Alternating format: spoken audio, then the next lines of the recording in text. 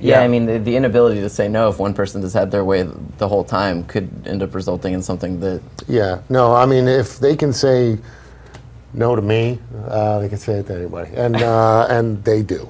So yeah, being a very flat organization where anybody has input is so important, and that's something that I tell anybody who reaches out, because you get a lot of questions on Twitter of like, hey, I want to get into game development. How can I do it? And the thing that I always tell people is, find a way to get your foot in the door any way you can. Just start creating stuff. Don't wait till somebody tells you to do it. Don't wait till somebody pays you to do it. And once you get in there, then always be talking. Always give your opinion. Always get involved, even if it's not your aspect of the game. If you're an animator, go give opinions to designers. If you're a designer, go give opinions to anybody else on the team, because that is what makes a good team a good team. Yeah, and we don't. I say no, but that's. Really what you want is someone throws out an idea and you don't immediately say no, you kind of think about it a little bit, and maybe you take that idea and you build on it, and then you'll see the team take it and grow with it. So it may not be the idea that you threw out, but you were the one who started it. And, yeah, I mean, so it's there's a lot of that brainstorming. Have you ever seen examples of maybe a good idea that started out as like, oh, I have an idea for this mode, and then it turns into something wholly different. But it's much better for it, obviously. All the time. I mean, that is, I would say almost any idea that you see in the game probably started out as something different, and or it wasn't exactly what they talked about, but it grew into that. And we'll still, hey, great job on coming up with that idea. Thank you. Maybe Robert, you can speak more to this. I'm just curious. Do you think that there's been any sort of challenges of bringing Call of Duty into the modern age? This is obviously the third one, so you guys have done it, but the series started off with a much sort of different pacing with the style of weapons that there are, and the multiplayer was even very different with bolt action rifles that were doing a ton more damage and stuff. Is there ever the idea of maybe toying around with a different time area? I guess we asked this question earlier. Is this the end of the Modern Warfare series after this, or is this something that there could be more Modern Warfare games in the future? I don't know. Because remember to answer it exactly the way I said it. Right now we're just finishing up this game, and we don't start thinking about what we want to do next until that's fully done. And then we're going to sit back and see what we want to do, because we need to figure that out ourselves, of where we're going next. I never like to say anything's an end. I never like to put a period on anything. So we'll see. That was a good answer. You guys are good. Well, it's the truth. I mean, yeah, totally. Sort of. Twitter user Penroff4 asks, are there any new challenges with hardcore mode? Any strats for playing hardcore mode in Modern Warfare 3? Do you feel that it changes up the gameplay significantly? Well, it definitely does, but I wouldn't say it changes it up in any ways that's new to how hardcore worked before. I mean, obviously, you don't have the luxury of the HUD. You have increased weapon damage. Are there specific challenges for hardcore, get 10 kills in hardcore as opposed to 10 kills in standard deathmatch? Right. Oh, specifically challenges. I don't know. Yeah, that's a good question. Yeah, it is. I'm not sure if there are. I mean, I know the vast majority of people don't play hardcore. Yeah. It's called hardcore for a reason. Yeah. It's for specific players like you and I who are great at the game. I wish I was great at the game. I just like the idea of shooting. So actually, I think it's for me. It's because I'm not great at the game. I like being able to shoot someone in the toe and have them die, because that might be the only place I shoot them in my wild frenzy of gunfire. Right. Wow, that sounds familiar. Yeah, I mean, I'm not one of those people that's one shot, one kill. I'm like, put on rapid fire gun and spray and pray that I managed to kill them. Yeah, I hate the guy that I see him first, and I'm just shooting all around him, and then just looks at me, one shot. I'm sorry. So if you're just joining us, I'm here with Glenn from Sledgehammer and Robert from Infinity Ward, and we're here to talk about Modern Warfare 3. We're doing a live stream. Coming up next, I think we're going to do some Spec Ops. Sweet. If you're watching, you can send in your questions to us at twitter.com/IGN, and you need to use the hashtag MW3. And if you send in your questions and we like them and we think they're awesome, you could win any number of things, copy of the game and some of the prizes you see before you. Although for the Xbox 360, you have to go to facebook.com/IGN and become a fan.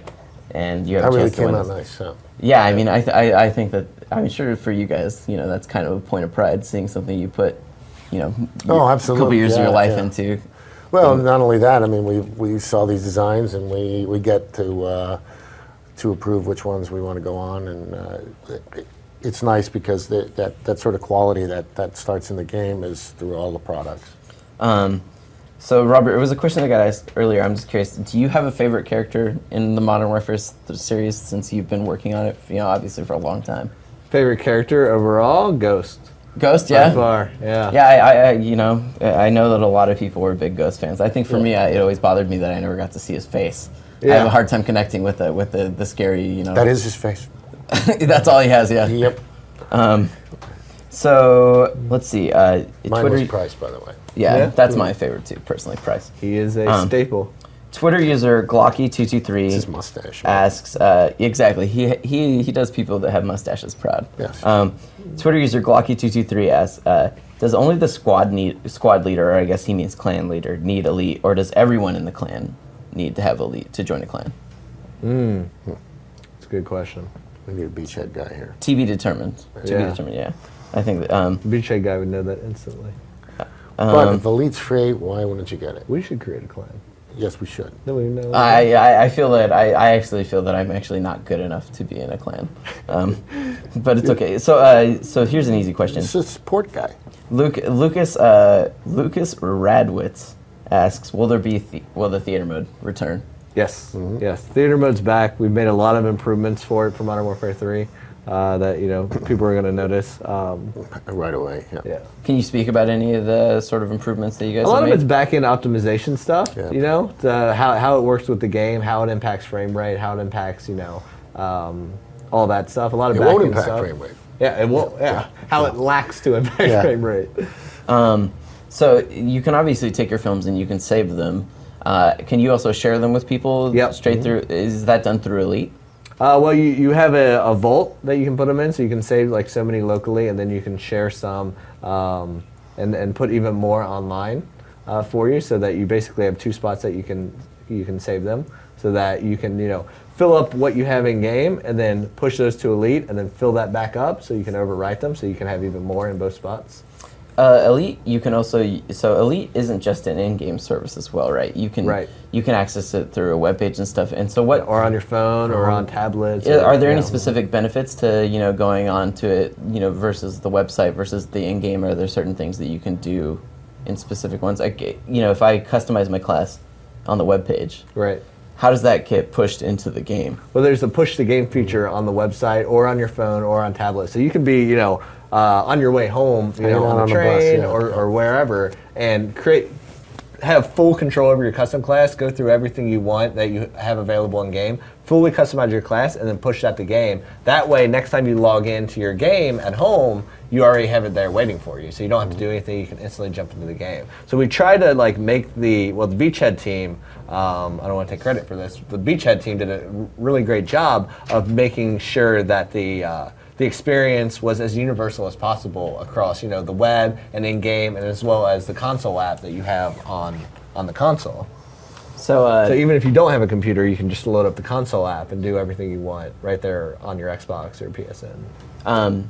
So basically, you're just trying to give people more ways to interact with Call of Duty, even when they're away from their box, basically. Yeah. So we want them to do nothing but Call of Duty. Yeah. No, I mean, you're hanging out on the like he was saying, on the train or something like that, and you've been thinking about a way to customize it. Why not? And you can also through your mobile phone, you can still do things like observe your stats from previous games and start thinking about strategy. Yeah. Twitter user the Soggy Canary, who I like. I like these names. These people, you really get an example of that. I have no idea. How do you come up with Soggy Canary? Soggy Canary. Mine's Glencoe. Yeah. Soggy Canary. In fact, I like your name so much. You're getting a Modern Warfare 3 Turtle Beach headset. Yeah. He asks. So the Canary's getting a turtle. Yeah, yes, he is. And it's also the quality of his question. I think is good. He asks, will there be any maps brought back with the original release, or possibly in DLC in the future? DLC I can't comment to, obviously, because we haven't decided what specifically is going in DLC. But Modern Warfare 3 ships with 16 all-new maps to Modern Warfare 3. And obviously, I mean, like you said earlier, Elite members get map packs, if they pay for Elite, paying for Elite is basically the cheaper way to get map packs, and you actually get them early as well. Yep, you get all the map packs that we'll do, all the DLC that we'll do specifically. I think that's the thing, is that maybe sometimes there's been a little bit of a crowd reaction about the idea of paying for Elite as being super negative. You know, like what, I have to pay for these services, and I think that there's sort of pretty darn good deal. People, that's the thing, is people don't realize that the vast majority of it's free, and you get the map packs. So if you're going to buy all these map packs anyways, it actually works out beneficially. Like I dropped $60 on map packs in Black Ops, so obviously I could have benefited. Save some bucks. Exactly. So here we are, jumping into Spec Ops. So Spec Ops, 2 players, and this is the new Spec Ops mode. Previously there were missions, and now we have missions and Spec Ops survival mode. Yep. This is just last as long as you can. Yeah, so it is, but you know, we talked earlier that it really is a true co-op mode. I mean, if you start to branch off on your own, and you guys don't work together, in later waves, you're in trouble. Yeah, I mean, you have to be there to revive each other and bring each other back. And the same... You just put him out of his misery. You just watch him lay there and squirm. And sort of the same design that we talked about with the multiplayer, as Robert was saying, you know, you want to find places where, you know, you can lay claymores down, and so you're blocking off a couple areas, and you and your buddy are checking out the ones that you aren't able to.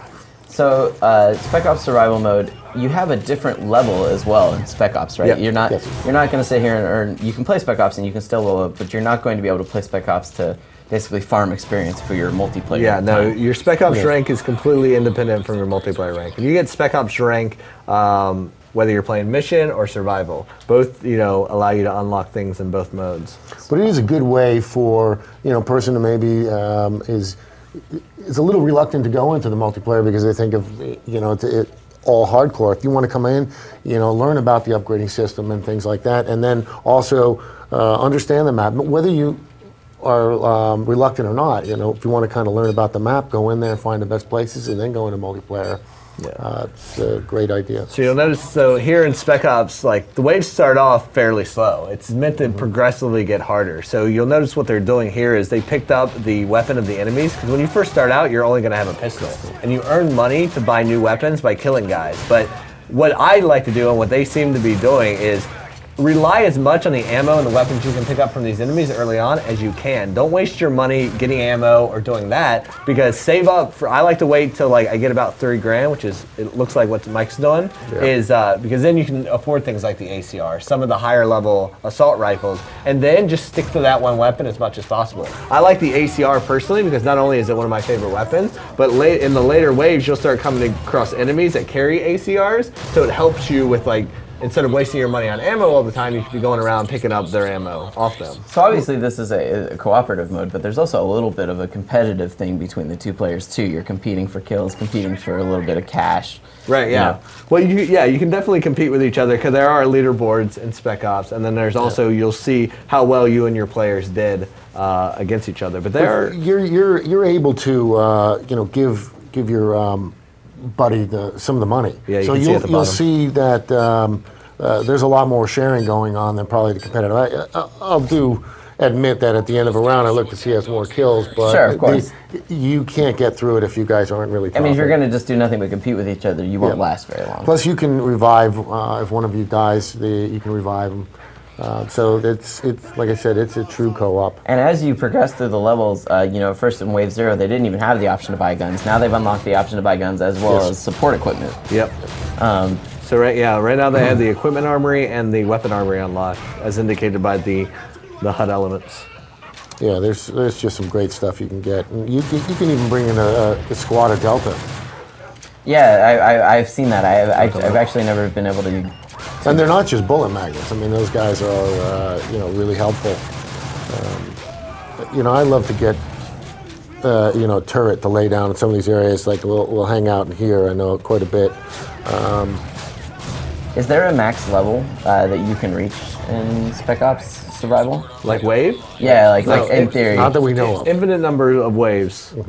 Is there a internal sort of record being held currently? What's the highest right now? 38? So 38 is internal, but I have heard of 40. Wow. I thought that someone said that really? XP went to 40 or 41. They're a liar. That's what I thought. But I'm sure once like you said, once you get it in the hands of a bunch of people, they'll. Once you find those super sweet spots that you can. Mine was 23. Yeah, the highest I've ever gotten is 22. I got to 23 solo. The day before yesterday. I found this spot on Resistance. I found the best thing to do is if you're playing solo, get in a spot where one place you can visually cover and the other place requires them to do some sort of mantling. Like on Resistance, I was up on this.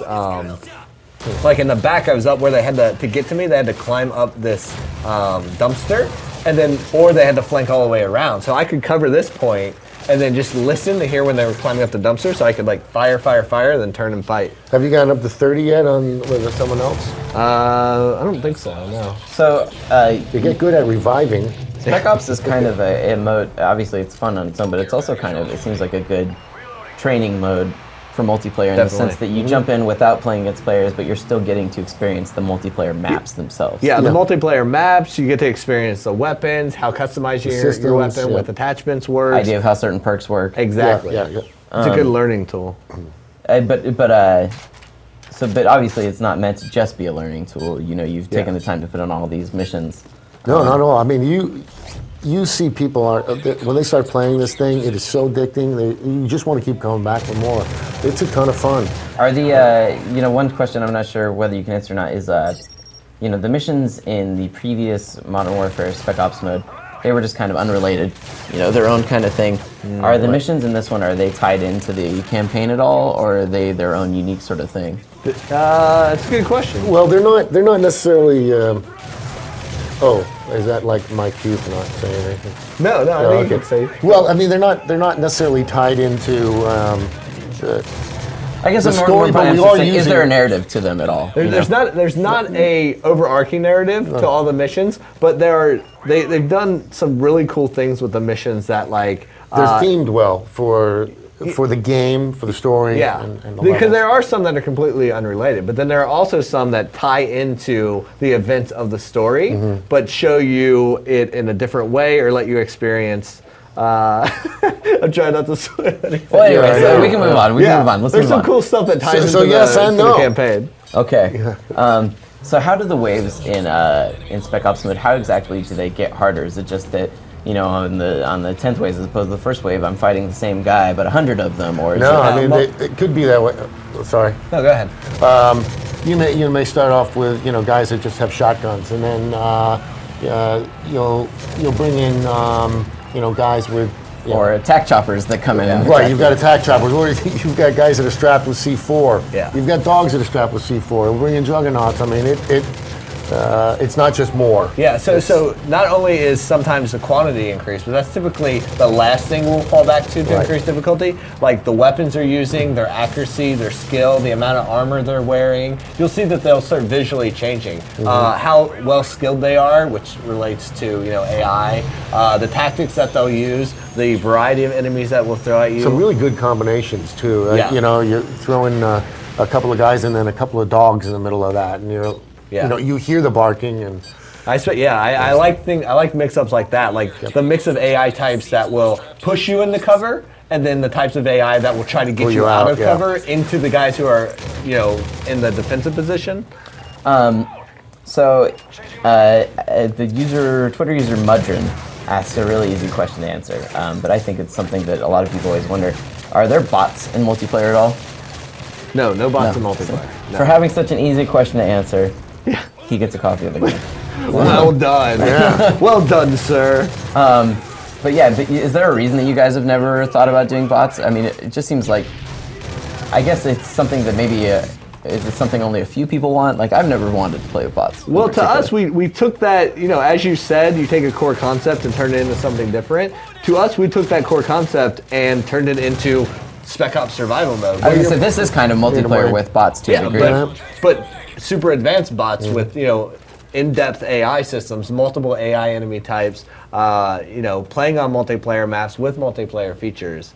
This is, to me, far beyond anything you can do with just throwing bots in multiplayer.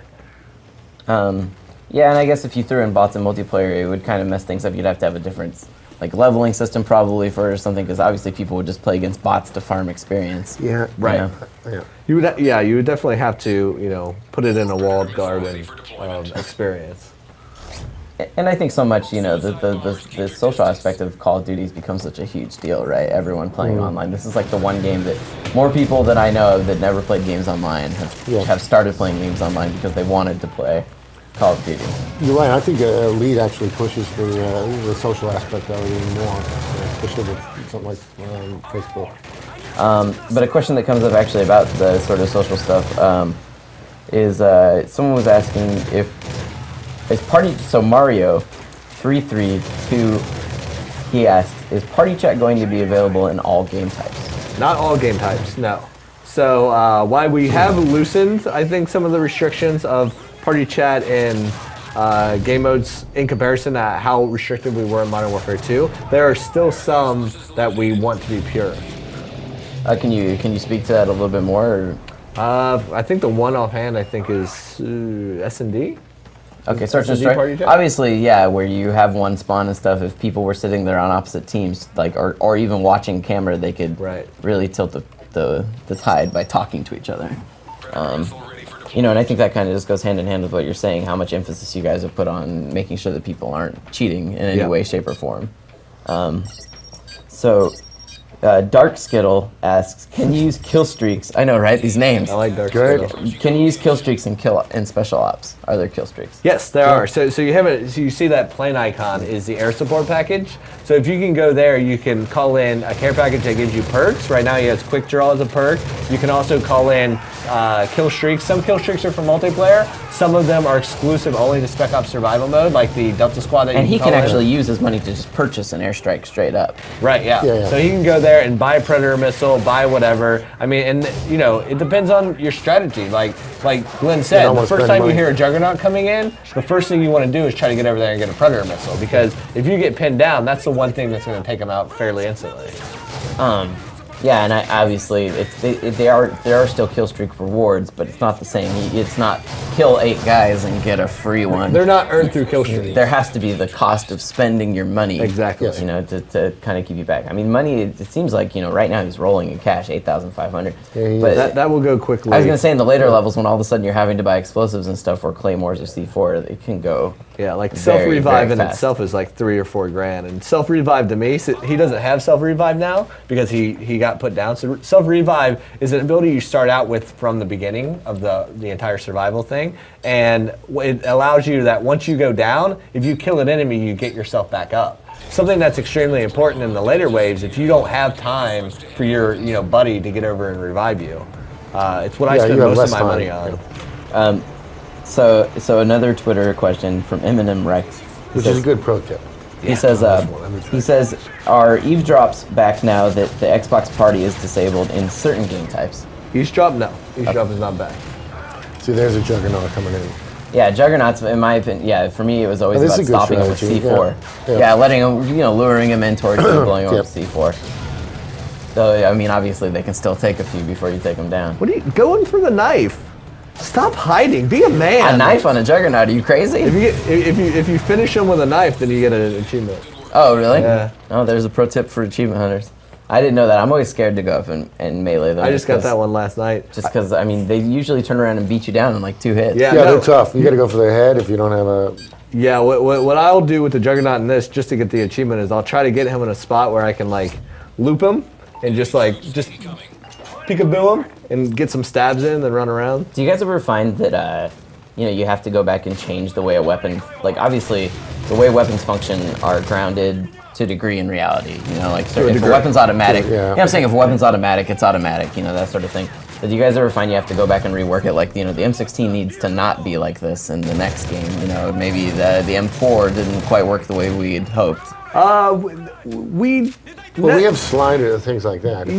Yeah, the things we look at balancing are it's okay, let's not change the core function of this weapon, but how can we adjust its reload speed? How can we adjust its rate of fire? How can we adjust damage, how fast you switch to it? How fast you move with it? There are other things that you can look at, like how much kick does it have? All that stuff to balance it out in different ways, rather than completely changing the way the weapon works. At this point, it's more like minor tweaks. I was going to say tweaks that the average average player would probably never even notice, like how long it takes to put a clip in, that sort of thing. Yeah, definitely. Like shaving off milliseconds. Yeah, I mean, this is stuff you're constantly playing with. And range is a big thing. I mean, you know, you look at how we address shotguns in Modern Warfare 2, like the Akimbo 1887s, of where we completely revamped how the range works on those later on based on player feedback. Let's see. Another Twitter question that comes in. Well, I guess this is kind of one that's hard for you to answer, but I'm going to read it. Never. Not possible. His name is DeCheat638. And he says, he's asking, you know, money-wise, I'm going to paraphrase his question in something else. He says, money-wise, why is it worth it to get the hardened edition over the standard version? So the hardened edition comes with a year of Elite. Yeah. And a year of Elite in itself comes with all the DLC from Modern Warfare 3. So Done. So you're effectively buying DLC vouchers, basically. Yeah, so the sad thing for him is I'm pretty sure most of the hardened editions are sold out at this point, though. Yeah. So I mean, it was something that was an actual deal, and that's the whole reason we didn't have a Prestige edition, is because we never found something that I felt like, okay, that's a legitimate deal for our players. We're not just going to do it to do it. And the hardened edition came out in a way that it was actually a deal, and that's why we're like, okay, this should be a collector's edition. This should be limited, and I mean, you get cool stuff in it. Collector's editions are meant to be for that guy who wants a little extra, who wants to nerd out on something. And we've put some cool stuff in that we can't go into detail of what the collector item is. Like, what do we call it on the back of the box? How do we word it? It's the Task Force 141. Basically, it could potentially be spoiler, I take it. Yeah. So the collector's item in there is that. So you get cool stuff like that, but then obviously he's speaking like, what is my value and money savings? The Elite in itself really good. does it. Yeah. Well, did you... a paraphrase for expediency, or because... Well, I paraphrased because he actually said... We have Twitter, we know what... He actually said, money-wise, is it worth it to get the hardened edition over the standard version of Modern Warfare 3? And at first I thought he was just kind of being a little snarky, like, why should I pay for more? But money-wise, it actually is... It sounds like it is more worth it if you're going to play a ton of multiplayer and you're going to buy those map packs anyways. Yeah, absolutely, yeah. Money value, it's worth it because you get a lead, and then some of the collector content stuff, you get really cool stuff. Yeah. The sad thing is, like you said, if he's asking now, it's kind of a little late. Hopefully. There might be some places, depending on where he's at in the world, that still have some. Unless he's got it, I'm just wondering if he got the right thing. I'm sure there are many people. If you already got it, then yes, you've got a good deal. Are you guys planning on attending any of the midnight launches for the game? Definitely. Yeah. We're having thousands of events around the world, and you know, I know a lot of guys locally here in San Francisco are going out, right? We've sent from both studios. We've got guys going all across the world and the country, and I myself, I'm going to Paris. I was going to go to London, but unfortunately I have to stay local. So we have some of our lead guys going out to London. We have them all over the world. I'm going to stick to Los Angeles. Yeah. I think I'm a lurk. I should go in a ghost costume. Just lurk. And not have anybody know that it's you? Yeah. The whole time you're just a cosplayer? Set up a barbecue. Yeah. When you guys went to XP earlier this year, was there any good Modern Warfare cosplay? There was some, yeah. People were dressed up as Robert. That's not hard. You just throw on some cargo shorts and a t-shirt. Yeah, shave your head. So another Twitter question from COD MW3XX for life. Wow. This guy's he's committed. He's committed. He is. He says, do you have any consequences thought up for people who decide they want to hack and ruin the game for the rest of us? Yes, we do. Yeah. A lot. Yeah. We can't tell you. Physical harm will go on though. I'm from New York, so. But more importantly, we, as we talked about earlier, we have the ability to completely control leaderboards, the ability to individually control who can rank on those leaderboards forever or temporarily. We can adjust. We can adjust their accounts. We can prevent them from playing. There's a lot of actions that we can take. Just don't do it. XX. There's actual risk involved in attempting this stuff. Whenever someone asks that, you always have to wonder: are they asking it because they're scared of it, or are they asking because they're that guy that's like, how bad am I going to be punished for when I try this? So another question that comes up, which will be really easy to answer since we already kind of went over it again, but I think it's good to reemphasize. From PHLR26, they ask, would there ever be a free trial period so they can try and see if they like Elite? But the thing is that the core features of Elite are already free. The majority of them are free. It's just the paid is the paid features are clan support, getting that DLC. There's exclusive content, like video content that you can do. There's a lot of stuff. And you can imagine that the paid is something that the Beachhead team isn't done with it. Right. I mean, obviously, it's an ongoing thing for Yeah. them based on the life and the success of the game, which obviously it looks like it's already going to be quite successful. So it'll probably have a pretty good life. Sweet. I hope so. Yeah. But yeah, I mean, you know. Hey, Josh, your buddy's dying. The features are free to start with. I mean, you can go You in got and 5 see. seconds He's bleeding. here. He's Here we go. dying. What's going to happen? Oh That's my cool. gosh! You just- 1 second. Wow. Oh. Wow, Wave Josh. 15. Way to go.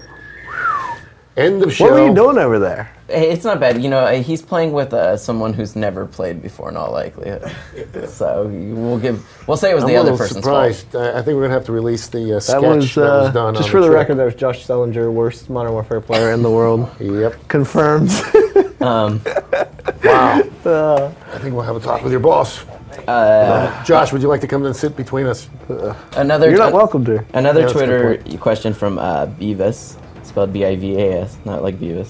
He says, will there be any zombie-like modes? I think, you know, zombies is kind of something that people know and like about Call of Duty, but that's kind of something that, you know, you kind of let Treyarch seem to own that. Yeah, there's no zombie-like modes in the sense of there are no modes with zombies. There's zombie-like modes in the sense of there's Co-op. infinite wave-based modes, which is what survival is. Exactly. But done in the Modern Warfare style. Yeah, Gotta they work they shoot back instead of just coming stumbling at They you. shoot back. Yeah. There's different tactics. We brought in all the multiplayer features. To make you a little bit happier about the fact that there isn't zombies, though, to satiate you, you're getting one of our 4 PS3 controllers Yeah. that are custom made for Modern Warfare. So I hope that, you know. You probably have 2 of them. Got a whole box. One was meant for me. So Twitter user Hate Crew for Life. So he's a hater. Yeah. Okay. He says there was a problem with Modern Warfare 2 being leaked a few days early. He says, are you guys cracking down on that? Obviously, you know what you guys are always vigilant about leaks of games. Yes. We're fairly vigilant. Yes. I'm not going to go into detail on any leak stuff. Just yes. Yes, I mean, if you guys are going to punish people that you know, hack the game vigilant. after I it's mean, out. you know, I'm not so sure about punishment.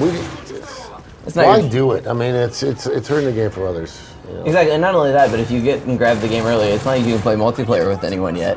You know, Right. I mean, I just don't really. I mean, No, I I don't get it. But It's the spoiler stuff that we take offense Yeah, to. really. Like, don't ruin the story for other people, please. If you happen to get the game early, don't ruin the story. Don't ruin the ending. yeah. yeah, it's always. I think it's always unfortunate when games get leaked early. Yeah, I don't know why it happens so much in games, but Don't be a douchebag. Yeah. Especially, it happens a lot. I notice with PC versions of games, you know, which is always unfortunate because then PC gamers wonder why they get the shaft. Sorry, that was my own personal rant. no, I mean it's ours too. I mean it doesn't. We spend 2 years on a game. You put your heart and your soul and life into it, and then somebody and you've told the team, you've told everybody, let's keep this quiet. This is great stuff, and then you get somebody who's just not thinking that way. Yeah, I mean, sometimes I think All right, people. now I'm mad. I'm just saying. Sometimes I think people forget that even games that franchises that are successful with Call of Duty, they cost millions of dollars to make. It's not like you guys are just. Well, it's, I don't know if it's the money part. It's that from a creative point of view, we care. I mean, we've spent a lot of time on hiding these things and coming up with a story or a gameplay mode or mechanic, whatever. We don't. We want you to open the box and play it the way It was intended to be done. Early on here, you'll notice like the best thing you can do is go red dot hunting. Because like you'll see how these early waves, like for a veteran player, or they're meant to be fairly easy. So you'll see Mike goes running towards as soon as he sees red dots. Yeah, he's farming experience. Yeah, because these guys are fairly easy to get. They are using shotguns only. They don't have very good accuracy. So if you can get them in groups and start getting these like rampage and kill streaks, like you see his rampage challenge is decreasing now. Because rampage is based on speed. So you want to run into this group, kill as many of them as possible. So you're getting bonus 500. So you're getting bonus 1,000. So kill streak, what it matters is it's how many guys you can kill without basically taking any damage. Correct. Yeah. And obviously that becomes much harder along the way as guys, even the standard guys, start wearing body armor. One shotgun blast isn't going to take them out. But the challenges will change in later waves as well. It's not always just kill streak and rampage. You'll be introduced to other challenges, and the denomination that you get for them changes as well. Are the challenges dynamic, based they change on the fly just based on what's going on? Yeah, every wave they change. So right now they have time, you know, in between every round you get time to re-equip, set up your defenses. Or you can Me personally, I love to lay down claymores. Yeah. I mean, me too. with a partner, you can lay down like 20 claymores if you do it right. You can just create horrible killing fields. Yeah. Later on, you'll actually come across enemies who'll start laying claymores as well. So you I did not realize that. Yeah, it's in the much later waves and the harder ones, because Spec Ops Survival is broken just like mission mode is in varying degrees of difficulty. So the pacing on each map is different. So some waves start off, you know, much harder. Nice. Yeah, I so far, you know, that's the thing about Spec Ops that I really like is just that it's just so it gets so crazy later on. I mean, and it really requires a certain level of team play that I think is good for people to learn if they're going to take Modern Warfare Online. You know, otherwise, if you just get used to lone wolfing it the whole time, you realize that there is value in fighting alongside someone that's a partner. And actually, you know, going back to earlier multiplayer, that's actually something I liked about the new mode, Kill Confirm, too, is that it encourages people to actually move as like a crew. Sort of work together a lot more. Yeah, exactly. I feel like other modes don't always make people do that as much, but Kill Confirm is like such a total It's dynamic not a lone change. wolf one. Yeah. If you're riding alone in Kill Confirmed, you're jeopardizing your team. So if you're just joining us again, Glenn's here from Sledgehammer, Robert's here from Infinity Ward, and you can ask us your questions about Modern Warfare 3. You can find us on twitter.com/IGN, where you can send in your questions with the hashtag MW3. You can also, you should also follow us on Twitter if you don't already. You can also follow us on Facebook at facebook.com/IGN, or if you become a fan of us and you like us, you can enter a chance to win this Call of Duty limited edition special console. You can also follow us on Twitter at facebook.com/playing Call of Duty, which is actually going to be our Call of Duty focused IGN. And then you can also follow us again at twitter.com/Call of Duty IGN, where we'll be sending out all kinds of Call of Duty specific news, Call of Duty specific updates, when map packs are out, when we're doing cool features about it. They could also follow us, but I'm sure that everyone is already following Robert. You should plug your own Twitters. Let's do it. Yeah. At 402. At 402. Yeah, I have to say, the name 402 it has a certain amount of infamy with it. When I was playing against you in some multiplayer, every time I got killed by you, I was like, or if I ever got a kill on you, I was like, I can't believe I just killed Robert Bowling. So, you are rather good at the game. I feel like killing Robert Bowling. Don't worry, you're not alone. So the Twitter user Peter is Frozen asks, yeah, right? I don't think these Which names Peter? are Let's not go there. He asks, is there a type of ballistic knife in Modern Warfare 3? No, we have a throwing knife. Yeah, which requires a lot more skill. So I want to get the challenges for the throwing knife, right? But I feel like I'm never going to. It is so hard to kill someone with a throwing knife. Don't go there. You know, it's just so hard. Be confident. So these helicopters, like, this is all about peekabooing. Yeah. Because, you know, they'll do what's called talking guns, where one will fire and then stop and the other one will fire. So it's all about staying in cover and just popping out when you can. And right now in these early waves, you're fighting a helicopter on its own. But eventually... Yeah, they'll send out infantry with the helicopters. Yeah. There's actually an achievement if you take out both these helicopters without either of you taking any damage, you can get an achievement. So multiplayer achievements are... The achievements pretty evenly split between single and multiplayer, or is there more of a... We don't do multiplayer achievements. Yes. Spec Ops, sorry. Yeah, I wouldn't say they're evenly split. I don't know if they're evenly split. No, they're not evenly split. But there's a good amount of Spec Ops focused achievements. Do you feel that Spec Ops is viable to be played by yourself? Definitely, yeah. It's fun. It's a very different experience. Yeah. It's challenging and it's in a different way because especially the later waves, you really want that teammate backing you up because it's very frantic when you're alone trying to cover every angle. So it's a different kind of challenge, but it's a lot of fun. You can play the mission modes by yourself. Oh yeah, so I guess although maybe would those be particularly challenging by yourself? Yeah, they're different, right? It's a completely different animal in some cases. So another Twitter question from Pro Chaos. I love Pro Chaos. He says, do you get to keep the maps if your Elite subscription ends? Like the map packs that you would get through Elite? It's a good beachhead technicality. We'll find out. We'll get back to you. But I think there's good news associated with it. Yeah. But I don't want to speak for them. Well, yeah. I'm not so sure either. But who knows? The correct answer on our part would be no, but I doubt it. Well, we don't have the answer.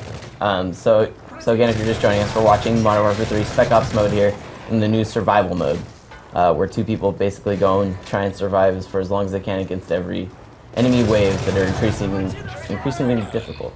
They were doing really well in the last one, except for until Josh messed it up. Josh Schellinger.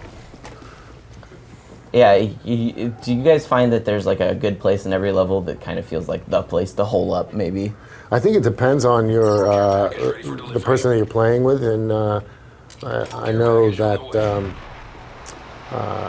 we have a couple of us, when I hook up with different people, we have a place that we'll go, definitely, and just kind of used to that and go there. Yeah, I find that there's usually a couple places that are good to kind of hole up in, but usually they're kind of far away from the armories. Yeah, I was gonna say, was their armories and stuff, they're placed in very specific spots for a reason, right? Yes. Yeah. I mean, because sometimes you really have to go out of your way to get them, and that 20 seconds isn't always enough time to get back to the... No. I always feel like, though, we'll try and set up a place close enough, and try and... you can always get just about close enough. Yeah, but see, this one, like, they're defending here. Right now, they're doing a fairly good job of it, but, like, it's such an open area with not a lot of cover points, and they could literally come from 3 angles in this one. Yeah, your back's covered, but, you know... Guys could also come up out of the subway just to the right. To your right, you know? yeah. I mean, they have Claymore covering it, so you have to think about, you know... And in designing these, you know, these points would always be moved slightly. I mean, they're always kind of adjusted where they would be, where the right place to be. Yeah, and a lot of iteration. Later waves, I'd like to get extreme conditioning perk from the air support armory, because that's really good for what you said. When the later waves, when 20 seconds isn't enough to go get ammo, like extreme conditioning helps you get there faster. Another Twitter question from another fantastic Twitter name. So fantastic, in fact, he's winning a Turtle Beach headset.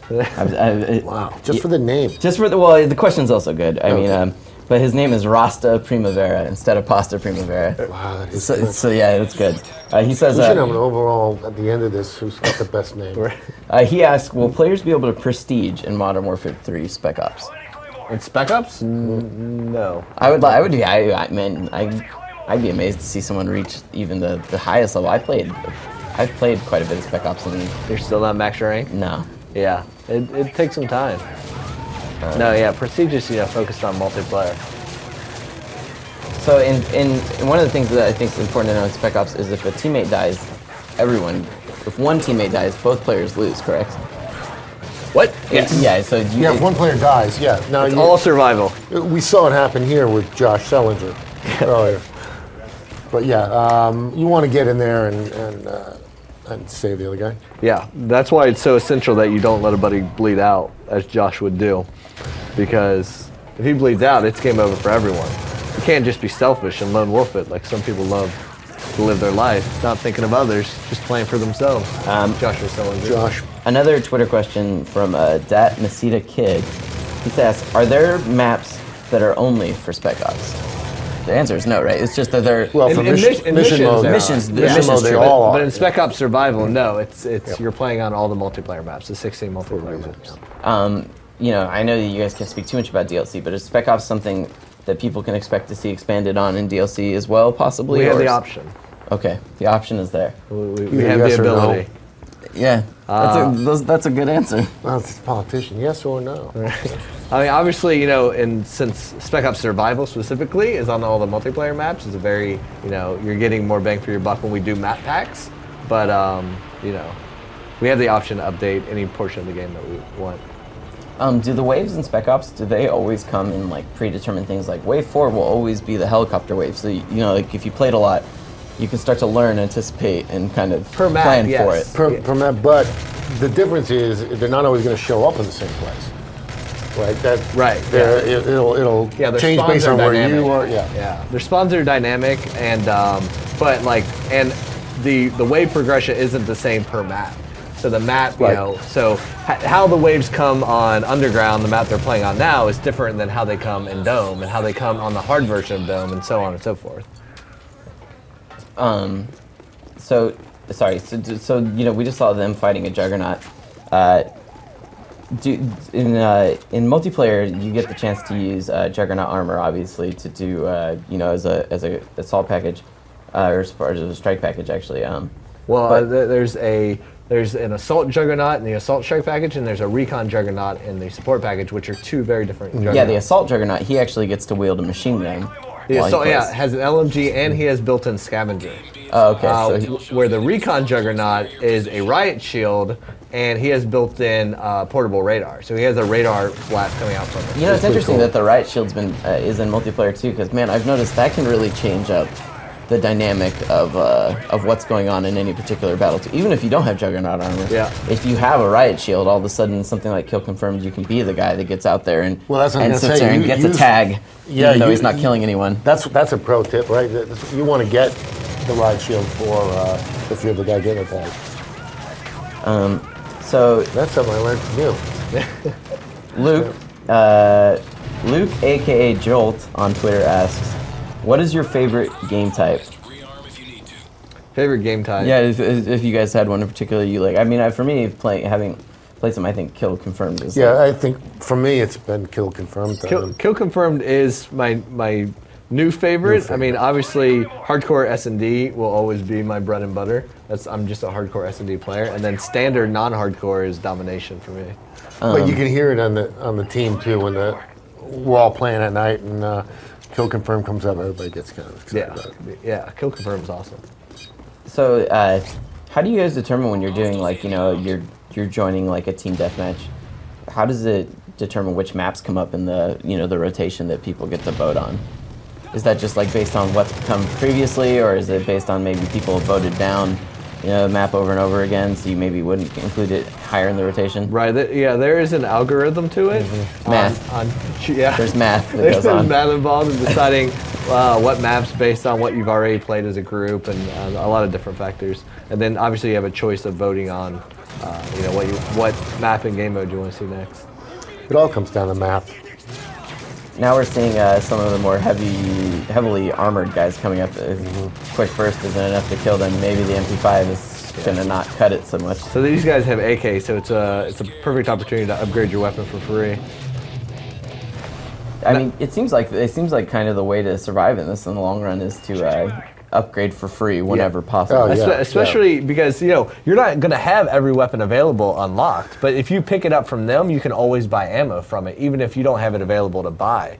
Like later on, you'll come up with enemies that have the FAD, and the FAD's a great weapon, like down there. But you don't unlock it until level 32. Level 32, specifically your level, not the wave. Not wave. Yeah. So like if you can get to the wave where they start using the FAD and you can pick that up, you're going to have a huge advantage as a lower ranked player. So another Twitter question from NKBB. He asks, what are the editing features in the theater mode? What are they? Can we, I guess he's asking like what sort of camera angles and stuff can they do? Like, what sort of things can they do if they want to make like a, a badass video themselves that they want everyone to see on YouTube? Right, yeah. The editing feature and all that are very similar to what you've had in the previous games. Right, where you can switch between players, you can follow specific players, you can zoom out in the third person. Exactly. You can speed up, you can slow down, you can rewind. Yeah. Yeah, it seems pretty robust. Do you know how many replays you can have saved at a time, or is it like it records like your most recent few matches? At any given time? Let's see exact numbers. I think it's. Did we change them from Black Ops? We may have. I think from in game in your vault you can have. I want to say 10. Okay. Yeah, in game you can have 10, and then you can also put 10 online in Elite, which can be different. So for a max, but you're going to want to upload the 10 you want to keep to Elite, because after 10 it starts overwriting in game to your, whatever your most recent is. Josh, can you help us out here? Nope. No. Pretty confirmed. I think so. I just wanted to see if he knows. He's not paying attention. He's not even playing well at the game. You expect him to play well and talk to us? You got to stick that claymore right in his back. So obviously, the waves aren't just people; they're dogs as well. And the dogs start off just being like, you know, if they can get close to you to hurt you, but you also said that eventually you see dogs that are wearing explosives. Yeah. Kamikaze dogs. They're mortars. So right now, I mean, how crazy do the later waves get? Is it eventually like tons of enemies, like swarms? They get fairly insane. I mean, yeah. I found it at 23. It was insane. It was just when you get to the point that you swarming. have multiple juggernauts who are trying to flank you from different flanks, and you have infantry you're trying to deal with, and the enemy have already laid claymore defensive around, and you have to keep all this in mind because, like, what you do in the later waves is you're listening because the announcer will say what's coming in typically. He'll say, all right, we got intel that there's enemies with C4 strapped to their chest, or we have dogs on the way, or we have heavily armored units. So in the later waves, because you're so frantic and constantly fighting, you're trying to listen to that and make a mental checklist of, okay, what do I need to be prepared for? Did I hear him say that enemies are laying explosives? Should I be watching my corners, as well as trying to run away from a juggernaut? Spec Ops also has varying difficulties as well, right? Like, you can play it on normal if you want to be a hardcore person and try it on, you know, really high damage, you can do that as well. Yeah, you don't set your difficulty like you do single player, but the survival maps are broken up into different sections of difficulty. Mm-hmm. And obviously each has their own, every map has its own Pacing. leaderboard as well, correct? Yes. Yeah. Getting back to what Rob was talking about a little while ago, I've also found that as I go deeper into the waves, that my strategies or my techniques will change. Meaning, I'm very aggressive in the beginning, kind of wading out into the guys, and or as partners wading out. After that, there are just too many, and they're too good, and you find that you're sometimes in quite a defensive mode. So right now, they have two juggernauts coming at them, and they're coming from two different And they're angles. assault juggernauts. Yeah. So what I think they're trying to do is lead the two juggernauts to get on the same path. That way, he can use his one predator missile to take them out. I think that's giving Josh too much credit. I can hear Mike Lute in the show. Yeah, okay. Even still, that still seems like it's really quite hard to do. See, he's using Josh's There we bait, go. which is I approve of as a tactic. Here they Right come. there. Here they come. Here they Nice come. job. There they are. Do it. Fuck them up. Wow. Nice. Yep. Man, I didn't even realize that. Good. So that really does make the money way worth it. Predator missile's expensive, but Yeah, so you spent $3,000 to take out two juggernauts, which probably meant you didn't waste all your ammo, so now you don't have to spend the $750 to redo Clear your the wave. ammo. And You're yeah, a you genius, cleared the way. Mike. You're gonna be so hot right now. So Twitter user lol, it's you again. Whoa. He asks, have you guys ever considered a map creator or editor? You know, for the game. I mean, people obviously mod the PC version, Right. But as far as console versions go, there's never been the ability to necessarily, you know, change and create your map on its own. Yeah, it's not something we've ever looked at for like the console versions, just because it's just something we don't have, you know, the bandwidth for from a development time and schedule that the majority of our users would get out of, you know, because we want to focus on gameplay features that everybody can benefit from, and that's just something that has never made the list yet. That being said, private matches now being able to change up the recipe of what's going in, Exactly. which guns spawn, Yeah. I mean, which guns that people can use, which guns they can't. Yeah. You know, that obviously goes into a degree of that. Yeah, and then that's gameplay focused. You know, you can't create your own maps, but you can go in and fully customize the gameplay experience, customize the rule sets of any mode you want, create your own modes. You have the flexibility to do that. Going through some upgrades. Remember, guys, if you want, you can send in your questions to us at twitter.com/IGN with the hashtag MW3. You can also enter to win a Call of Duty Modern Warfare 3 limited edition Xbox 360 with a copy of the game if you go to facebook.com/IGN and become a fan and like us. You can also, for future Call of Duty updates and news, follow us on facebook.com/playing Call of Duty, and you can follow us on twitter.com/Call of Duty IGN. We're also still giving away more copies of the game, some Gunner Optics glasses, Turtle Beach headsets, custom PS3 controllers, or at least, you know, Modern Warfare themed PS3 controllers. So there's a lot still to be won, and more multiplayer to see down the line. We're in Wave 17 of Spec Ops Survival Mode. A couple of the guys from Activision playing, and currently doing all right. They're doing all right. This is 17 is where it starts to get really difficult. They're doing you know. decent. They're doing decent, huh? I'm waiting for the dead weight of Josh to pull Mike down. But they're doing all right so far. Yeah, I find that this is when you start fighting the guys that are starting to wear quite a bit of body armor. Yeah. One grenade won't necessarily even take them out. It might just, One knife doesn't take them out. Yeah. It seems like, though, if you're using the knife in Spec Ops, it's not that great. It seems like it helps in the first few. Yeah, the early waves. Yeah, definitely. Yeah, I don't know. It just seems, once you're using the knife, it seems like you've gotten pretty desperate if they're getting that close. Definitely. You do not want them up close in survival. Can you? I have a question, just in case. I'm just curious if you know. Can you be killed by your own box? Can you be down by it if it falls on you? You can be killed Spec by Ops? it. Yeah, a care package does damage. Yeah, that is the most insulting thing ever. When I've killed a dude that called in a care package, ran up, and had it drop on my head and still kill me. Pretty embarrassing. So, wow, what just happened? So did someone call in a? Was that a gunship that they called in? That's so he's marking that purple smoke is marking where the AC-130 should fire. So see, they have an AC-130 in the air, and then he throws that down, and it will fire. Help clean up. Yeah, it's a lot of fun. it was awesome. It takes some skill to get that sucker there too. Are any of the weapons that you guys have included in the game, are they any of them like not actually currently in use, but more like, cutting edge, like this is what people are about to end up using? Like, for instance, I noticed you have like an AA-12 in here. That's like that's a very relatively new weapon. The XM25. Yeah, we've talked about that a lot, which is being used, maybe. Yeah. There's some sniper rifles that we have in multiplayer that are not yet in consumer hands that we had the weapon manufacturer bring to us.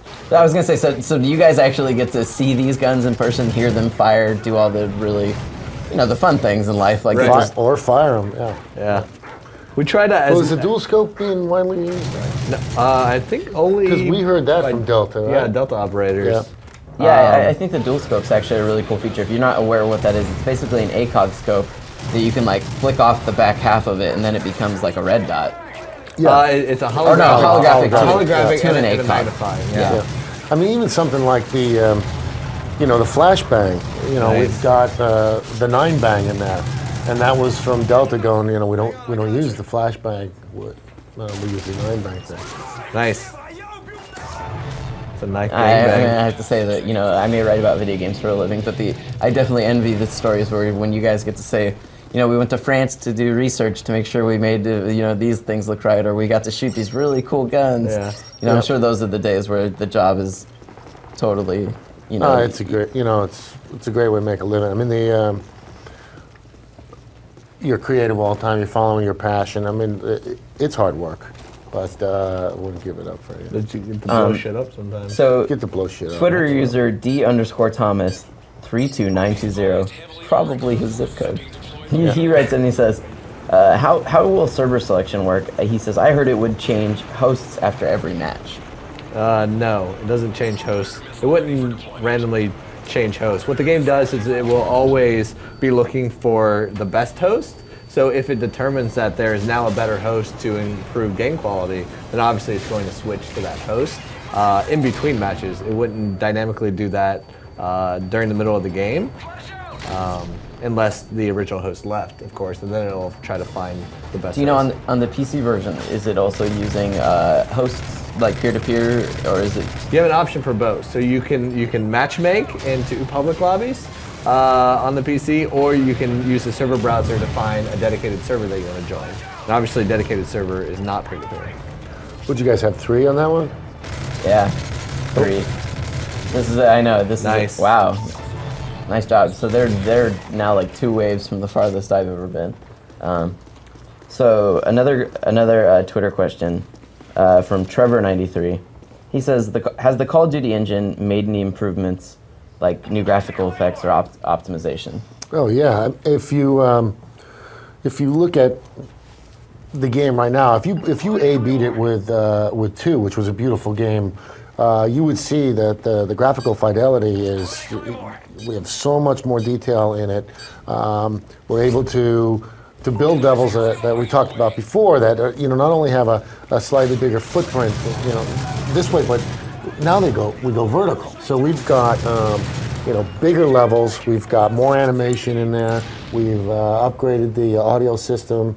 We've made better tools, and some of that's behind the scenes. But what that does is allows us to iterate quicker and quicker and quicker. And we're fitting a lot more in each and every level right now. We've got more characters in a level than we had before, more textures in a level, more polys. I mean, it's funny people talk about the engine being 10 years old, and that's sort of the very basic. Right. I mean, a core it. framework might be one thing, but it can be modified into something wholly different, really. Oh, of course. We're constantly doing that. We're reworking the AI system. There we go. The fad. Well, Trevor93, to better see those enhanced graphics and everything they've changed, you are getting a pair of gaming glasses from Gunnar Optics, Modern Warfare 3 branded. Way to go, Trevor. Yeah. What was that, Trevor 20? Trevor 93. So 93. I have a feeling he's quite young. It's probably the year he was born. Makes me feel like an old man, and I'm pretty young. So. Unless he's 93. Oh, that's true. He could be probably the oldest Call of Duty player. Right. Do you guys ever get any sort of information about that, like demographics that play? I'm just curious, like. We get some demographics, but I think that's still. What we get is sort of anecdotal stuff. I mean, sure. people come up to me all the time and will say, this is the one game I play with my dad, or my uncle plays, and I don't know what the demographic is, but it's huge. I know when you get to this many people, it obviously it's extremely wide. The demographic for Call of Duty. Yeah, I mean, this is the one game every year that even my dad asks me, "Hey, son, I saw a commercial for this new Call of Duty game." He knows Call of Duty names very well. See, now he's using the fad, the weapon I was talking about earlier, that these super heavy armored guys come in with. And the one thing you want to do once you get an enemy weapon is try to be near the weapon armory so you can buy ammo for it, because they never have a lot. Could this be the Josh moment? It happens. Survived to 22. Good job. As high as I ever get, not bad. I think now here in a couple of minutes we're going to switch back up to some multiplayer to close out the live stream. By close out, I still mean you have an hour and a half to send in your questions to twitter.com/IGN, hashtag Modern Warfare 3. I'm getting bed sores. Hashtag. We have Glenn here from Sledgehammer and Robert from Infinity Ward to answer your questions, or until they die from using their voice so much. You can die from that? Yeah, you can. It's a very little known thing. Oh my god. So you can also. It's never going to happen to Robert. You can also enter to win this really cool limited edition Call of Duty Modern Warfare 3 Xbox Slim with a copy of the game if you go to facebook.com/IGN, become a fan. You can also follow these guys on Twitter. You're at 402. At 402. And you? At Glenn Schofield. At Glenn Schofield. I got to come up with something. Well, there's nothing wrong with using your actual name. No, but it's nothing like Soggy Butt or whatever. Soggy Canary, that's what it was. Soggy Canary and Sketchy Cinema. Yeah, Sketchy Cinema HD. HD. Yeah, that's right. Yeah. Well, now you're crossing the line. There's some things left unseen. So another question that was asked, but I actually don't know the Twitter username. He was asking, why was the choice made to allow only two player people to play Spec Ops Survival instead of, say, 4 people? That's the experience we were looking for. We found that 2 players really forced you to rely on that buddy. You couldn't just go off and do your own thing. It made it a lot more challenging, and that's what we were looking at for Spec Ops Survival, is it to be that 2-man team that had to rely on each other. And then at the end of it, it made it where everybody on the team, the 2 guys, were essential to completing the mission. There wasn't like 2 guys who were running the show and then this one guy who was all right and this one guy who was just tagging along, not really doing a lot. It was meant to be very challenging for that 2-man team. Yeah, we really wanted to make the, true co-op game. And, you'll hear about other, games that say they're co-op, and we didn't want to have it feel like, it's just 2 guys playing together. We wanted them to, to force that teamwork. Along the same lines of co-op and stuff, have you guys ever kind of toyed around or considered the idea of taking the game and actually making like a 2-player campaign, like throughout the whole start to finish? We didn't talk about it on this particular game because it would, in my opinion, you either design it for 2 player or you design it as 1 player. and or maybe the experience is going to change in either one. So at this point, we felt like we do have something for everybody in the game with the single-player campaign, the two-player co-op, and then the multiplayer.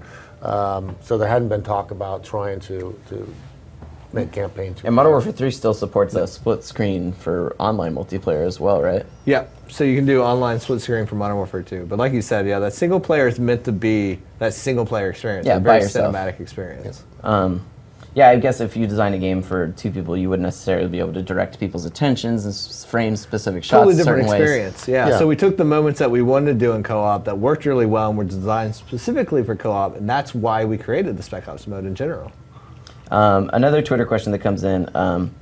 So Brandon Coastal says, he says, I noticed that you talked to real Delta operators. Did you get any official technical advice from the military? I think you and I talked about this a little bit before we started, but...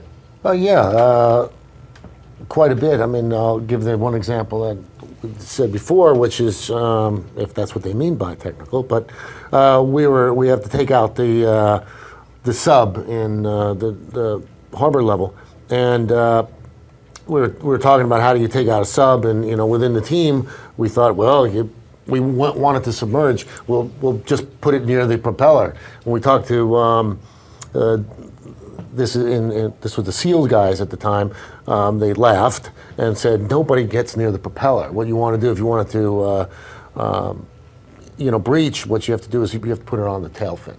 And so that's exactly what we did. And we'll try and come up with this. We want to be as close as possible wherever we can. So we'll talk to them about this. So. Yeah, I mean, I feel like the Modern Warfare series in particular has always kind of tried to balance between being realistic whenever possible, but also never letting that get in the way of being fun. Right? You're not trying. Absolutely. Not trying to be a simulator. Yeah. I mean, and these are like that particular one was actually worked out better for gameplay than getting sucked into the propeller.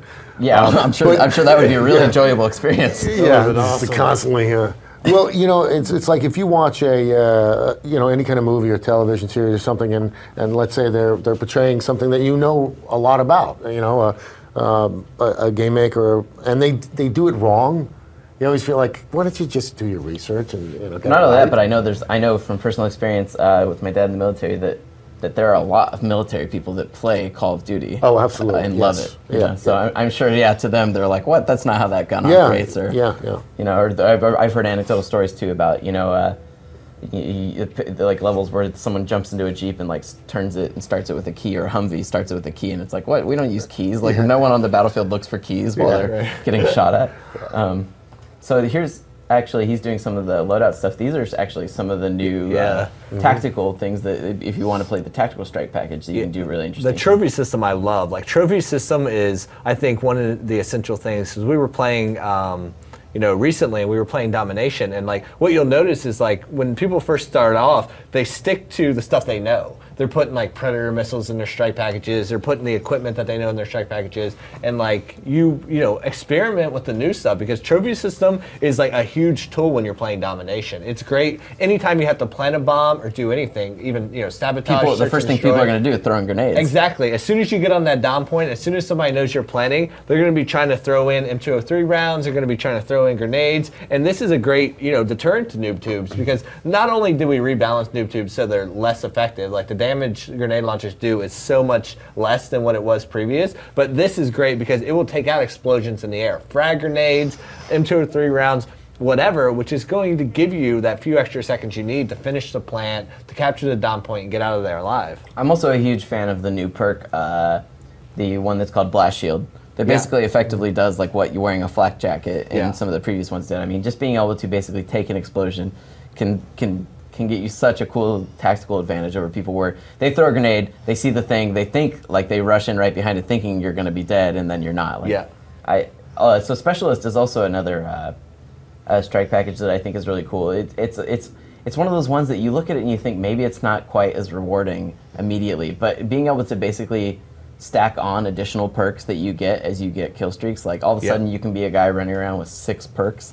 Can make such a crazy difference. And there's so much strategy that you can put into how you plan out your specialist strike package, so that you're not wasting your custom class on perks that you're not always getting a benefit from. So you can in your custom class have the 3 perks that you always want to be getting benefit from. Like he's using Blind Eye Pro, Hardline Pro, and Marksman Pro, and then use the strike package specialist to get the other perks that you might need later on. Because Scavenger, you don't need at the beginning of the round when you already have a full magazine, but you're going to need it after you've killed a few guys, you've gotten to the flag, now you're running out of ammo and you need to get back to your base. Scavenger is a good thing to have activate then. Speaking about perks and strike packages and all that, I know some of the things that people have complained about in past Call of Duties as far as, like one team starts to get on a victory, and then all of a sudden they're calling in attack choppers and everything else, and they're getting on a line side victory. How do you guys balance out making sure players feel rewarded for kill streaks, but also making sure that you're not just making it to where the good team starts to win and nobody has a chance of coming back? Yeah, well, that's when you look at you balance out what the kill streaks are, like what the air support is, how you can damage them, and then making sure that you're giving the other players. And that's why we have things like the support package, and that's why the support package doesn't reset upon death, because it's so the guy who isn't good at getting a lot of kills, who's probably dying a lot, giving that kill death ratio, or who's getting killed by a helicopter over and over again. Exactly, you're giving him the tools to unlock very early on a SAM site, so he can fight against that air support. He can take it out so that he can start contributing to the game in a way that he's good at. Twitter user 3D Gaming X asks, he wants to know, is this a good game for new users to the Call of Duty world? Definitely. I think it is probably the best game for new users because it has things like Spec Ops Survival Mode that allow you, if you've never played multiplayer in Call of Duty before, it allows you to be exposed to all the staples of because Spec Ops not only lets you learn the maps, let you learn the weapons, but it also introduces you to very basic things that all of us know of, like, oh, I need to pay attention to the mini-map. Red dots are an important thing to, look out for. Those very core mechanics that, if you're brand new to the franchise, you just don't know, you just don't get. Well, and I don't know how much you can speak to it, but Spec Ops that's its goal, right? I mean, if you play single player, and the thing that you will be encouraged to play is Spec Ops, right? Like, isn't that how it works? It's a good, if you are new to it, it is a great bridge to multiplayer, but in and of itself, I mean, somebody could just buy the game and play Spec Ops with, think about 32 maps in total with 16 on mission and 16 in survival mode. It's a game in itself. But he's also talking about just getting into the game for the first time. Modern Warfare is one of those games that you can pick up and play, and it's got. We lead you into the game. We're not going to just kind of drop you off. It's very, very intuitive controls and smooth. And I think that anybody for the first time are going to pick it up and play. They'll understand the controls, and the story is going to be something that they'll be able to follow along with. Yeah, well, since you sound like you may be new or you may know someone new, 3D Gaming X, you're getting a copy of Modern Warfare 3. For your platform of choice. So hopefully if you are new, you can play, or if you know someone that's new, hook them up so that we can get more people playing. That's nice. So it wasn't just based on a name. It wasn't that time, yeah. I do try and pick them quality in the content they're on. Left, behind you. So once again, we're watching multiplayer here. I think we're just watching Team Deathmatch right now. Yeah. Not that should be just Team Deathmatch. No. But it's not one of the new maps. So it's probably the single most popular mode. Right now we have 2 machine pistols running akimbo. Didn't work out so well. And that was super effective for you, Mike. Well done. Yeah, it seems like you guys have added actually quite a few more machine pistols in this one. On top of pistols, now there are several machine pistols. Yeah, they're not great for going head to head with an assault guy, like a primary assault guy, but I mean they're great for speed. Like if you're playing capture the flag and you're just trying to get in there quick, unnoticed, get that flag and just engage people who are up close and just in your way, then they're great for that. Right now he has a dual scope attachment on, so he has the 2 sights. If you guys have any multiplayer-specific questions, remember you can send them to us at twitter.com/IGN with the hashtag ModernWarfare3, which you see on the bottom of the screen right now. You can also follow us on Facebook at facebook.com/IGN, where you can enter to win our Call of Duty Modern Warfare 3 special limited edition 360. So here we are. watching way more multiplayer. He's not doing so hot. But I noticed that with machine pistols, it seems like there's a trade-off. They may shoot automatic, but they have almost all of them seem to have a little bit of setup time when you pull them out. They're not quite as fast as slinging out a pistol. No. Yeah, they have setup time. Their accuracy is pretty shit. Kind of like Mike's playing right now. No, you know what? I'm not interested in excuses. I'm more interested in good gameplay.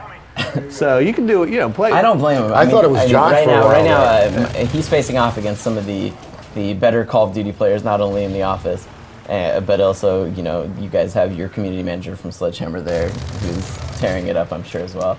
I mean, that's the thing is we've had to dial him down a bit. We tied back one of his hands. This is an all-new game, but I mean, people that were good at Modern Warfare 2 are going to be jumping in and able to use that same skill set to quite a large degree. Yeah, but the big thing is, like, now you're going up against different styles of play that we never had before. Because of this different strike packages. Exactly. Adapting, yeah. And I think that's where you see, like you said, a lot of adapting going on. Well, it's good. I mean, no one, it's like you said, I think there's a lot of people that start to wonder, like, this is the third Modern Warfare, why do I, what makes this different from Modern Warfare 2? What makes this different from Modern Warfare 1? Yeah. So it's things like strike packages and stuff, which maybe to someone who only casually knows the franchise may seem like not that big of a deal, but when you tell someone that plays a lot of Call of Duty that, they're like, oh my god. Well, yeah, the weapon proficiencies, and just, you got to think of just adding a whole new survival mode. Out of there. I mean, there's a lot of new stuff in this. Oh man. Airstrikes still coming in from the very first game. Still way too effective. I also know that you guys have changed sort of the damage graphic too. I mean, the way that I'm saying the way the damage is displayed is you take damage on the HUD. Yeah. Yes. It seems like it's been dialed back a little bit to be a little less visually less jellyfish. It looked like there were times when if you were getting hammered, you didn't know what you were looking at. Yeah, we're always looking at stuff like that whenever we're designing of how we can tweak it. There you go, nice. We go through every inch of the game, from every HUD to every menu, every character, everything, and try and give it a fresh coat of paint. If nice, it makes nice. sense. So I don't know if Robert, maybe you can speak more to this, or I'm sure you know too, Glenn, from working on it.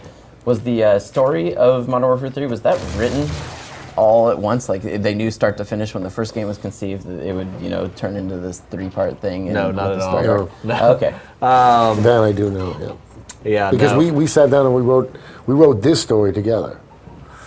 So then, kind of in line with that, the Twitter user Rocker31067 asks, have you guys developed any ideas that would be good for a future COD game while making Modern Warfare 3? Like, does that ever come to play? Like, all of a sudden you start playing this and thinking, like, well, wow, if we're taking it here, maybe it could go into, this direction or this direction. But I don't know about story-wise, but mechanics and features. Yeah, I think, from every aspect, each individual designer, as they're making out, building out their levels and stuff, they're making little mental notes like that of stuff they'd like to see or being inspired by stuff. And then, that's the kind of stuff that when we finish the game, we sit down at the end of the day, once the game's launched, and we pull all those little mental notes together, and we're like, okay, where are we at? What ideas do you have? What direction would you like to see us go in? And then that's what starts the next conversation. Yeah, we do a post-mortem when the game's done, and in that goes a lot of the learnings, as well as a lot of the ideas.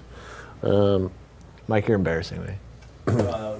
Yeah, I feel he was against a particularly well-made opposing team there. So here we are watching more multiplayer in our Call of Duty Modern Warfare 3 live stream. So the prizes you can win by sending in your Twitter questions to twitter.com/IGN. All you need is hashtag Modern Warfare 3. Yes, you need a fancy name and an awesome question. Yes. And you can win the limited edition 360 by visiting our Facebook page at facebook.com/IGN. So another Twitter question that comes in from what sounds like a hardcore multiplayer user. His name is SMAWELL. He says, will there be custom mapping controls throw it out. on the consoles, or will we be stuck with pre-made control modes? You cannot fully customize your mode.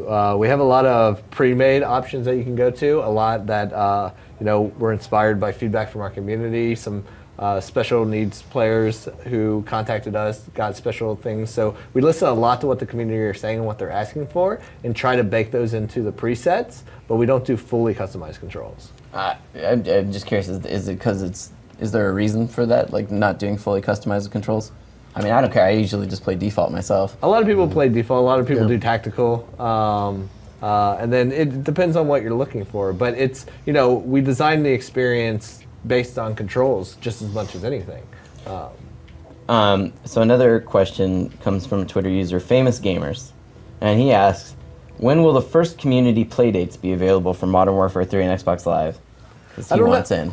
I don't know when the first official ones. Obviously, we'll do a lot, like launch week. I mean, I'm sure you'll be playing like all the time. I'm playing. Well, I'm playing now, and I will definitely be playing midnight of of launch, and I don't plan on getting off until you have to. Yeah.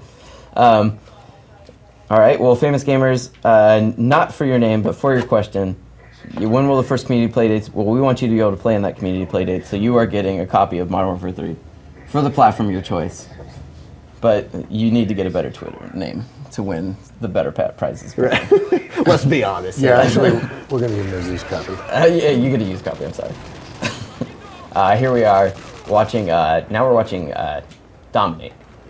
So, yep. Dom on, classic mode returning from the other games. Capture and hold the points. As many points as you have picks up first to get to the goal win. So you see now Mike's using a custom reticle, which reticles are another thing you can unlock when you rank up your weapon. So you get, attachments, weapon proficiencies, camos, but you can also get customized reticles.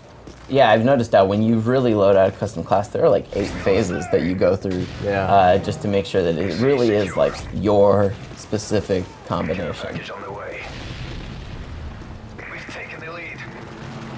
Someone calling in a care package. I think right now he's using the Omega reticle. So I've noticed you can call in a care package, but then with I think it might be the support strike package, you can also call in where it drops like 5 care packages at once. Yeah. It can really help out the whole team. Oh, another one of your strike packages that I've noticed that is the new bane of my existence is that you can now call in fake care packages. Yeah, a decoy care package that will blow up in your face. Yeah. I cannot tell you how many times I've been lured in by that. I'm like, oh, awesome, someone left this out for no reason. Yeah. And for some reason, it's decided not to gather it. What I love to do is throw the decoy package on like a dom point. So because when they're there capping that dom point, they're already laying there. They cannot resist opening that care package. And when they do, they're going to take out everyone who's trying to cap that point. Yeah, I just like him just because my immediate need, like the feeling when I see him, is to get greedy and want to just take it. Yeah. But I'm glad that he shot them. Every time I always get greedy and try and knife someone, it almost always never works out for me.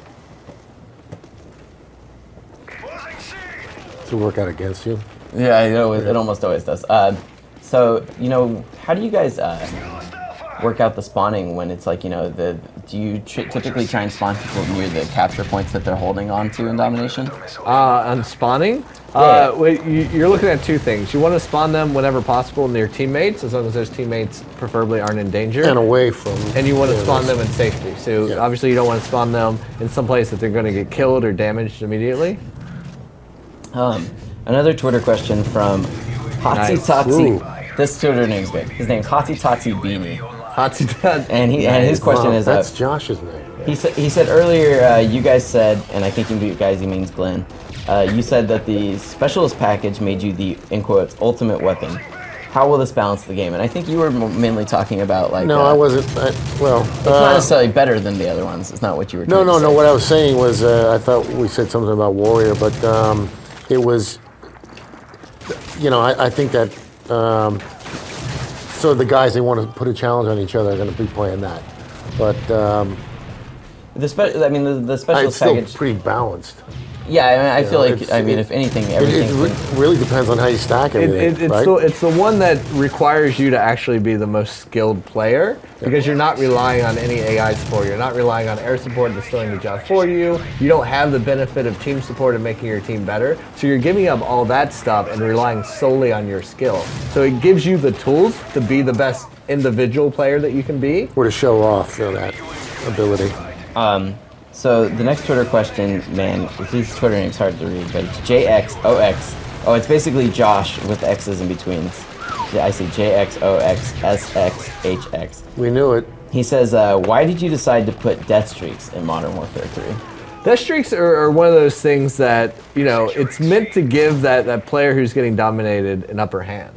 And obviously hardcore players they don't want to hear any of that. We just want to stomp players all day long and not give them any assistance. But it's one of those things that helps balance out the experience for all players. I mean, everyone will have a stretch of time where they're getting their ass kicked.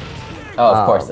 And it's one of those things that gives you a benefit, especially things like Juice, which allow you to move faster at spawn. That's great when you get to a point where you're getting pinned down and you need that extra help to get out of that point. Because nobody wants to sit there and be pinned down the entire time. And if they're covering down an entire area, Juice is something that's essential to any type of player.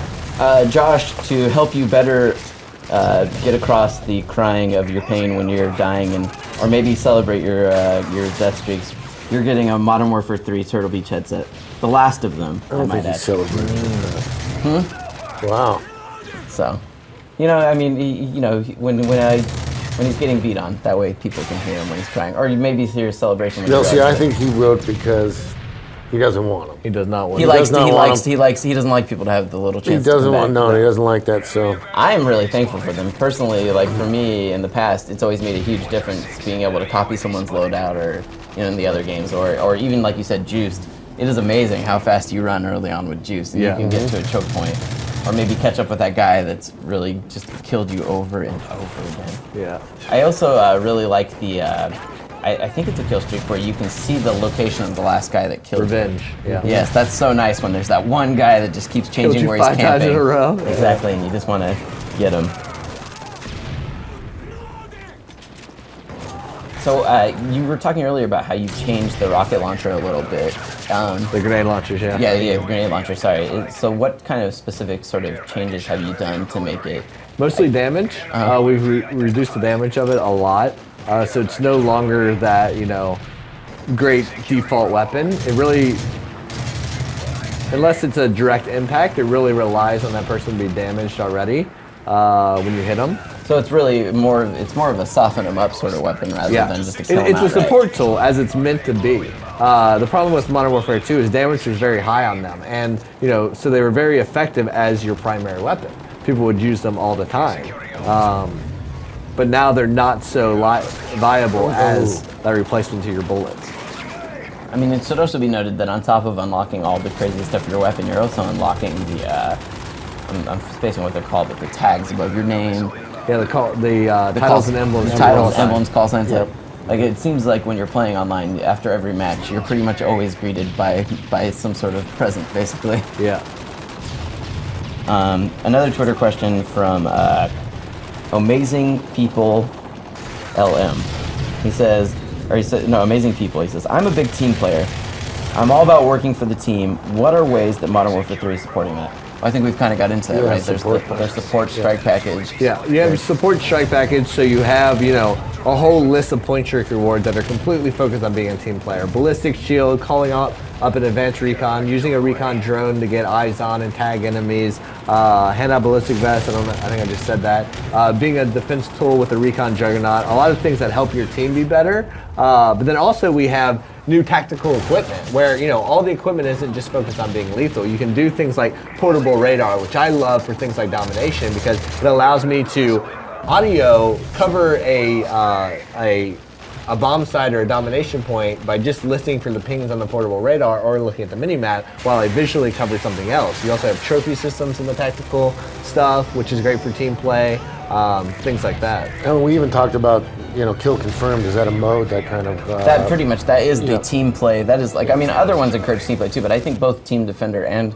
Kill Confirmed are really like team-focused sort of maps.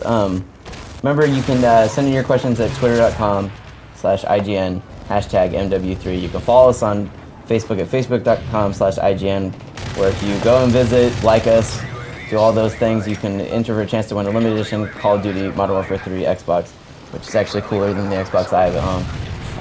I'm unfortunately ineligible to win. You can also follow us on facebook.com/playing Call of Duty to find out all of the latest Call of Duty updates, news, features that IGN's running, and you can also get some of that same information at twitter.com/CallOfDutyIGN.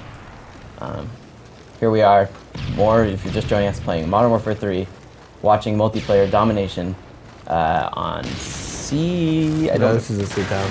This is Are there other levels like this one? I noticed that there's a downed Black Hawk with a machine. That was a good. That was a good firefight. That car got the brunt of it. You know, and this one there's like a downed Black Hawk with a machine gun that you can use. Are there other levels that have sort of, you know, level-specific offensive weapons that you can use, such as, you know, emplacements, that sort of thing? Right. This might. I actually think this might be unique. Yeah. Yeah, this might be unique in that sense. It's something we did a lot back in Call of Duty 2 days. We always had those like certain choke points. Exactly. There's always a machine gun nest. Yeah. So, Twitter user, Sweaty Bananas. Oh, my favorite type of bananas. Wow. Let's be honest. He says, "What is the highest kill streak in the game?" The highest kill streak in the game. Well, it depends on the strike package that you have. I mean, obviously you have things like the highest one in Assault is the Osprey Gunner and the Juggernaut. The highest one in the support strike package is Recon Juggernaut and Escort Airdrop, which will actually cover your care package. And to get these, I guess he's kind of wondering like how many kills do you have to get in a row? It's like what, 18? I think 18 or 15 is the max. I think it's 18. Okay, so you got to get up there. You sound like you play a lot of multiplayer. To help you out, you're getting gaming glasses from Gunner Optics, Modern Warfare 3 branded. It has nothing to do with the fact that your awesome Twitter name is Sweaty Bananas. Nothing, completely unrelated. He may win. So here we are. We just finished up another round of multiplayer. Gonna move on to another one. Of course, you guys still have the final kill cam. One of the most frustrating and awesome things both in Call of Duty. Awesome when it's you. Yes. Frustrating when you have to like see everyone see your shame publicly. Yeah. Mike did well on that one. He did quite well. Josh. So go back to the game summary and show off some of the stats you see. Hit back. Now go over to the. Oh, it's too late. All right. So another Twitter question from Disc. Oh, you're in private match. Yeah. Okay. Another Twitter question from Disgangulated. He says, "What's the field journal that comes with the hardened edition of Modern Warfare 3?" I can't. It's extremely awesome and painstakingly went over every page of it, but I can't go into details because there's spoilers. So more importantly, I think that for the people that buy the hardened edition, something that they should be aware of is maybe you should play the game first, then open it up and read it. Yeah. Play the game. Like if you have the hardened edition, it comes with that field journal. It also comes with all the other cool stuff. But do not read all the way through the field journal until you've played the full game. Okay, unless because otherwise you would have some cool things ruined for you. You will. So yeah, that's your warning. If you're gonna go out and shell the money out for it. It's extremely cool though. Yeah, it really is. It's a nice job. A lot of work went into that, and it's like one of my favorite things. I was gonna say, how much input do you guys get on stuff like that? Is that like something you guys get to make, since it is obviously both your studios? Complete, yeah. Games? Yeah. Like we sat down and went through every single page of that journal, down to tone, and I don't want to go into detail, but every inch of it. And that's the way across the board with with any of our partners or even. Screenshots and concept art. The teams go over to make sure that it has that quality and that we want throughout the game. This is the way that the game is being portrayed. Yeah, it's awesome. I mean, we have awesome partners that we work with that do the grunt work. Like the guys at Petrol did an amazing job with that journal. But then having the ability to sit down and have such input on it and make sure it's exactly what we're looking for and does justice to what it's supposed to represent is extremely important to us. Even stuff, and hopefully I can mention this, but with the partners such as Mountain Dew, right? We sat down and we did the tasting of the different things. You guys got to have some input, huh? Oh yeah, absolutely. Yeah. We did the taste testing to decide which flavors would be mixed. That would have been great to see the video of that, to be like, oh no, this is horrible. Yeah, we designed the Jeep. Those